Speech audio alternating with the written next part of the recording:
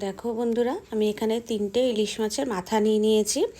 আগের দিন তোমাদের আমি ইলিশ মাছ রান্না দেখিয়েছিলাম, সেই মাথাগুলো ছিল। এখানে আমি 3টে মাথা নিয়ে নিয়েছি ইলিশ মাছের এবং কিছুটা তেল নিয়ে নিয়েছি ইলিশ মাছের। তো মাথাগুলো আমি ভেজে নিয়েছিলাম। আর এখানে একটা কড়াই বসিয়ে দিয়েছি, কড়াইয়ের মধ্যে সর্ষের তেল দিয়ে দিয়েছি। কড়াইটা গরম হয়ে যাওয়ার পর আর বেশ কিছুটা কালো জিরে দিয়ে দিয়েছি। এবার আমি এই তেল দিয়ে এবং ইলিশ মাছের তেলটা দিয়ে এবং মাথাটা দিয়ে আমি রান্না করবো আজকে কচুরলতি। এইসব খাবার তো আমার খেতে ভীষণই ভালো লাগে, তোমরা জানো।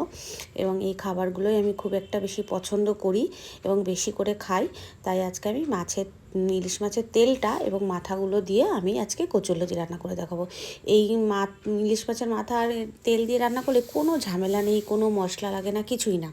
তো আমি কড়াইয়ের মধ্যে তেল এবং কালো জিরে দেওয়ার পর যে কচুরলতিগুলো দিয়ে দিলাম, তারপরে বেশ কিছুটা পরিমাণে লবণ দিয়ে দিয়েছিলাম। আমি কিন্তু কচুরলতিগুলো কিন্তু একদম সেদ্ধ করে নিইনি এবং তার মধ্যে মাছের তেলটাও আমি দিয়ে দিয়েছি। আর বেশ কিছুটা পরিমাণে কাঁচা লঙ্কা চিড়ে চিড়ে দিয়ে দিলাম। তোমরা তোমাদের স্বাদ অনুযায়ী ঝালটা দেবে। এবং এখানে আমি বেশ কিছুটা হলুদও দিয়ে দিলাম। এবার কিন্তু এটা আমি বারবারে করে নাড়বো চাড়বো, কারণ আমি কিন্তু সেদ্ধ করে নিইনি। সেদ্ধ করে নিলে না একদম নরম হয়ে যায়, ল্যাত ল্যাত করে, আমার ভালো লাগে না খেতে। কিন্তু একটু লবণ দিয়ে যদি বেশ কিছুক্ষণ তেলের মধ্যে নাড়াচাড়া করা যায়, তাতে কিন্তু কচুরলতি একদম নরম হয়ে যায়। দেখো, তোমরা দেখতেই পাচ্ছ কচুরলতিগুলো কত সুন্দর সেদ্ধ হয়ে গেছে। আর যদি একটু ঢেকে রাখো তাহলে সামান্য সময় ঢেকে রাখবে। দেখো, মাথাগুলো দিয়ে দিয়েছিলাম, মাথাগুলো দিয়ে এবার নাড়াচাড়া করে নিয়েছি। বেশ সুন্দর হয়ে গেছে, দেখো একদম গলে গেছে। এইভাবে কচুরলতিটা নামিয়ে নিলাম, কোনো রকম মশলা নেই, কিছু নেই।